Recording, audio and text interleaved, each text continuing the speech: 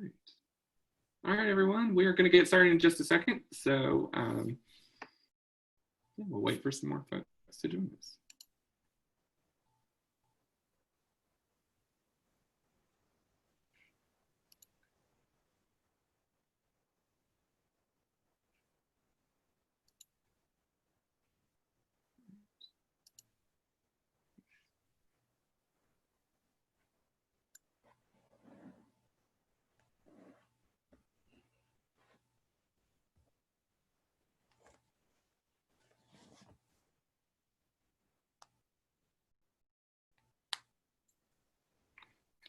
All right, well, I think we're going to go ahead and get started to be cognizant of time. So welcome everyone to the SOAR webinar series. My name is Jordan. I work in New Student Family Services. And so I want to do a couple of housekeeping pieces, which are also included in the chat.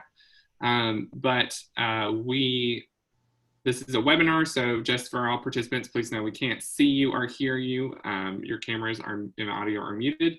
The chat function is not going to be used during the session, but if you do have questions for our presenter, please throw those in the Q&A and we'll get to them at the end of the session. And then if you want to refer back to the session at any point, a recording of it will be available on our website on Monday. So that being said, I'm going to turn it over to our presenter today. So please welcome Gina Smith, the Director of the Office of Disability Services. Thanks so much, Jordan, and welcome everybody. And what I thought I would do for today's session is I thought about it in terms of what would I do if we were on campus and meeting with you face to face. And I would be sharing some things about our office, trying to answer questions that are typically asked. And so I tried to do that with a PowerPoint that we have. So let me see if I can advance this. Yes. Okay. And so this is just a brief PowerPoint to give you some highlights about the office. And then, of course, as Jordan said, there'll be opportunity for question and answer at the end. So I am from the Office of Disability Services, and we are located in Fretwell Building. And I've included a picture of Fretwell on this first slide. We get started. So when you're thinking about accessing accommodations as a Niner, a lot of times people want to know, well, how is that handled? Is that handled like high school, or is that handled like my previous college? And we're the office on campus that is designated to determine reasonable accommodations for the students at UNC Charlotte with disabilities. So if you had accommodations at your high school or at your previous college, or if you're wondering if you would like to explore accommodations for the first time, this is a great place to learn about that. So our mission is to ensure that students with disabilities have access to education and campus life at UNC Charlotte. And we work with all of the departments on campus, from academics and the faculty, to residence life, to parking and transportation, to facilities management, to make sure that all of the things that a student might encounter on campus to be part of campus life is accessible to them. So how do we do that? Well, at the college level, we are a little different from K through 12 or your high school experience. We do fall under some different guidelines than you would have been covered under in high school, but those guidelines still provide for making sure that we are compliant and providing access. And we do that under Section 504 of the Rehabilitation Act of 1973. The Americans with Disabilities Act of 1990, which is coming upon its 30-year anniversary this summer, and the ADA Amendments Act of 2008. So, but who receives services? It's really broad, and students with diagnosed disabilities do qualify for services. Those services may vary depending on the disability and the need. So as defined by the ADA Amendments Act, a disability is a physical or mental impairment that substantially limits one or more major life activities occurring either episodically or chronically. And so we work with a wide variety. And sometimes people wonder, is there a list that we look at to determine, is this person's disability on this list? And there isn't something like that. So we depend on the documentation that a student provides to tell us about their disability and their needs. But some disabilities that we commonly work with, and this is not an exhaustive list, are ADHD, ADD, autism spectrum disorder, learning disabilities, medical disabilities, and there's a wide range of medical disabilities, physical disabilities, psychological disabilities, visual impairment, hearing impairment, just a wide range. And what accommodations are provided? So reasonable accommodations are based on the student's documentation. And we are looking at the functional impact of the disability in that learning or living environment on campus. So some common accommodations include testing, things like extended test time or a lower distraction environment, note-taking services, assistive technology like screen readers or magnification software, text in alternative formats, so an electronic text or Braille for students who might have difficulty reading printed materials, sign language interpreters or captioning services, accessible classroom furniture, and paratransit services for someone who might need accessible transportation around campus. So what is most different, I think, if you're transitioning from high school to college for students is that at the college level, you are identifying yourself to our office, and you're the student responsible for asking for the accommodations yourself. If you're a transfer student and you're coming from another university, you might be used to this process. It might have looked a little different, but the biggest change, I think, is that self-advocacy point. And so UNC Charlotte students who plan to request accommodations must first get registered with our office. And this is one of our most common questions, like how do I do that? How do I get registered? What documentation do you need? And so we do have detailed information on our website, and I'd be glad to share more information about that. But you would need to submit current and relevant disability documentation for review. We have a documentation page on our website where you can learn more about what that documentation is. If you have questions, you can contact our office. We even have the forms on our website, and you can download them so that you can provide them to your healthcare provider. And then once we receive that documentation, it's reviewed by one of our counselors on staff, and that process can take up to a week. It's been taking far less time than that this summer, but it can take up to a week. Once a determination is made, students are notified by their UNC Charlotte email about their eligibility status and what their next steps are. And I think I included in here. Let me check. Yes, I wanted to just share our documentation form covers a wide range of disabilities. And so it's a form that sort of asks some general questions of your healthcare provider, and then maybe some more specific about the impact and what type of recommended accommodations there are. I will say there are some additional things that you might include. So if you have a learning disability, you would actually want to provide your most recent psychoeducational evaluation that either was performed at your high school or that you might have had done independently. And you wouldn't necessarily need this form. This is more for almost anything else, from ADHD to a physical disability to a visual impairment. But sometimes additional documentation is needed, but this gives us a good idea of what's going on. And this form is available on our website. So once you submit your documentation and you have heard from a disability services counselor that you've been approved for services, the next step is to register. And you would want to register with us after you have your schedule from your SOAR session. So you want to have your class schedule in Banner so you know what your classes are. And so when you get that email and it says next step, please schedule an appointment, you contact us for a registration appointment. During the summer, we have been holding those appointments virtually. So we're still able to connect with you even though we're not currently in the office. And you can call for an appointment. We hold those appointments. Mostly students have chosen by phone, but we can also do a Google Meet and do a face-to-face.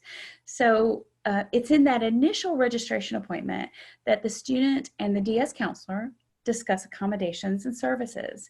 And then that's where your accommodations are established and put into place. So our approach to this registration process is student-centered. We want to know what you want to tell us. What accommodations have worked for you in the past? What are you concerned about for access in a college environment? Or if you're kind of new to the process, what questions do you have to sort of get at where you think you might need services? We want to focus on where you think your strengths are, and it is an interactive approach. We want to hear from you.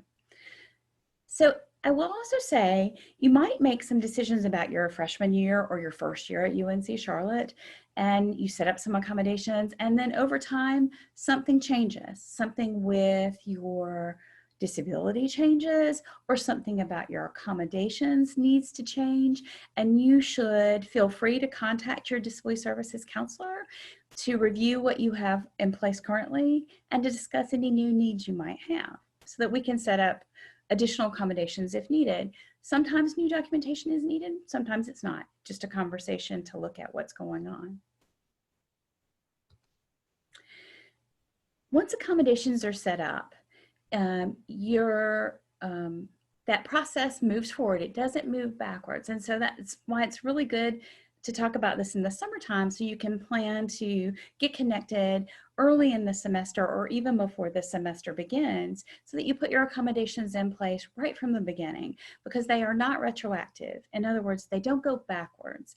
If you choose to wait, and some students do, to maybe midterms and it's October and you just get connected for the first time, we can't go back and put accommodations in place for something that's already happened. We can only move forward. So the earlier you get connected, that we think the better off it is. You do have the choice about when you want to connect. So when you get connected and you send your letter, we notify faculty by a letter. It's done through an online system that's called the DS Portal. Use of the DS Portal is necessary for you to manage your accommodations, and it's in that first meeting, that registration appointment, that we'll introduce you to that DS Portal, show you how to use it, give you some follow-up information about how to get reconnected to it. The DS Portal is how you send your letters to your faculty. It's how your faculty log in to see your letters. And it's how you schedule tests if you happen to use the test center as an accommodation. So it's been incredibly helpful in this time period while we have had remote learning. So students are able to get to their letters, faculty are able to get to their letters, but it's also very student friendly and easy for students to use.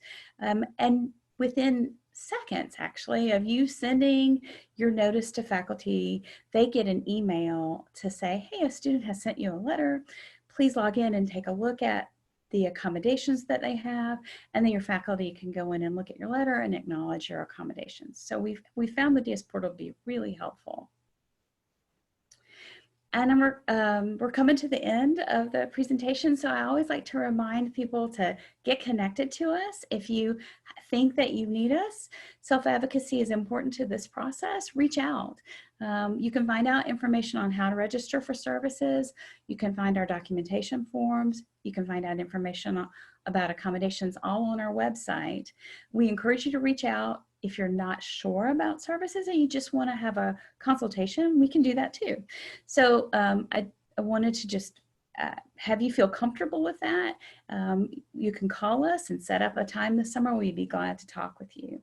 And so I just have our office location and our hours. Even while we're working remotely, we are holding office hours Monday through Friday, 8 to 5. Feel free to stay connected with us.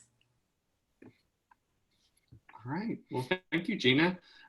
We have, if you have questions now, if you would just want to throw those in the Q&A at the bottom, we're happy to get those answered. There is the option to also submit those anonymously if you have, if that is a preference of you. So we'll give that a few seconds. I have a couple here that were pre-submitted, so I will pass those off. So the first one that was pre-submitted was, what forms or documents do I need to submit to accommodate for food allergies? Oh, that's a great question. So earlier in the presentation, I showed you our 2-page documentation form. You would want to submit that, but we also have a housing and meal plan addendum form that can be found on our website on our documentation page. So both of those forms would need to be submitted. Our disability form that I showed in this presentation and our housing and meal plan addendum for food allergies. And once you submit all of that, we would review all of that together. The meal plan addendum gives us opportunity to ask more specific questions about allergies you might have. Awesome, thank you. You answered this a little in your presentation, but someone also submitted, do you receive the same accommodations at UNCC as you did in high school, such as 50% extended time on assignments, tested, etc.? Oh, that is a really great question. And actually one that we get asked a lot. Is it going to look similar? And in some ways it will. The accommodations will be based on what your documentation tells us and not so much what you used in high school. But what's helpful about having used accommodations in high school is you come in well informed about what works for you. So you can have that conversation to say, you know, in high school I used 50% more time and I found it helpful because of this. And if that's supported in your documentation, that's something that we definitely explore. So we do have a test center in our office where we do provide testing accommodations for things such as 50% more time. There are accommodations that look different from high school to college. And so there are sometimes things that a student had the opportunity to have in high school that may not be available in that exact form in college, just because of the nature of college.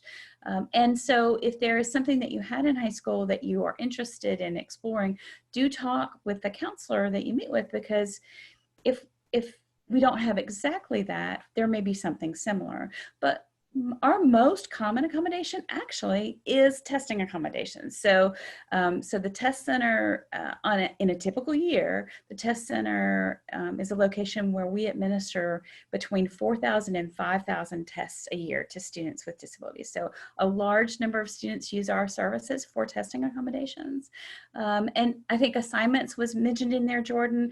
And so there are some assignments accommodations. Those might look a little different from high school, but you want to come in with that knowledge that you already have and just ask about what you found helpful and find out what might work in a college setting. Awesome.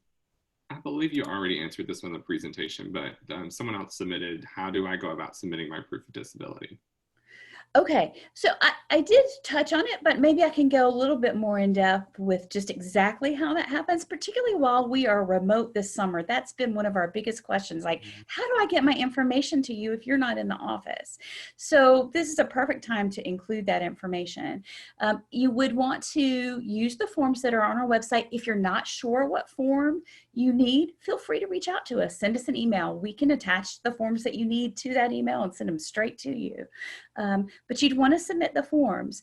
We are not physically in the office. We do go by once or twice a week to check our fax machine. We never shut down our fax machine. We're just not there every day. So a lot of students have taken to emailing us their documentation, and our email is secure for protected information. It's the disability@uncc.edu email. That's our main email line. You can scan and attach the documentation there. If you prefer to fax it, we will still get it. We just aren't there every day to get it. And we did leave our fax machine up because a lot of times the documentation comes straight from your doctor, and doctors still very much use fax machines. So we are checking our fax. If you think that your doctor has sent us information and you just want to check, reach out to us and we'll let you know if we've received it or not. And we do actually still get mail. So it's just that we don't get mail every day. And so some people prefer to mail in a hard copy. We'll get it. We just don't get it as frequently as we do the emailed documentation, but we are there every week, at least once and usually twice, to pick up that information from the post office or from our fax machine.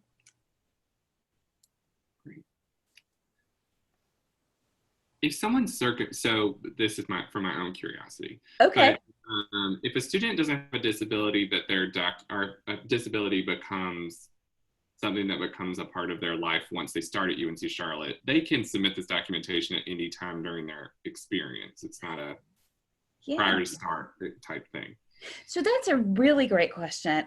And I'm so glad you asked it, because if you don't have a disability, or if your disability changes, or if you never sought services before, so you don't have documentation, but you've always thought something was going on and you've never had accommodations before, you can ask for those at any point during your college career. So a lot of the students we work with didn't necessarily even have accommodations in high school or at a previous institution. This is the first place they ever sought accommodations. And so that's why we really want to base the accommodations we provide off the documentation you provide and not necessarily on a past experience, because it may be the very first time you're asking for it is while you're at UNC Charlotte. We also have had students who maybe used accommodations while they were very young, maybe in their grammar school, and then they didn't really need them in middle school or high school, but they get to college, and now that they're in a university setting, they really feel they need accommodations again, and that's okay. Just because you stopped using them doesn't mean you can't explore using them again. We're really looking for what's the current impact on you while you're a college student, and so if you didn't have the same impact when you were a junior in high school, that's okay. What's going on now? And that documentation form can help us know what's going on now. Awesome, thank you. Well, I want to make sure there's no other live participants who have questions.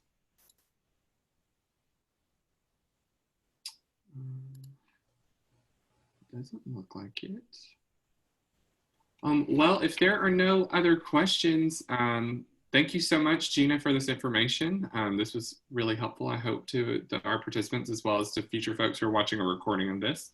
And again, on the screen, the contact information for disability services is available here. And thank you, everyone, for being here on Friday. Thank you. Thank you, Jordan, for having me. Yeah. Well, we will see everyone soon. Bye.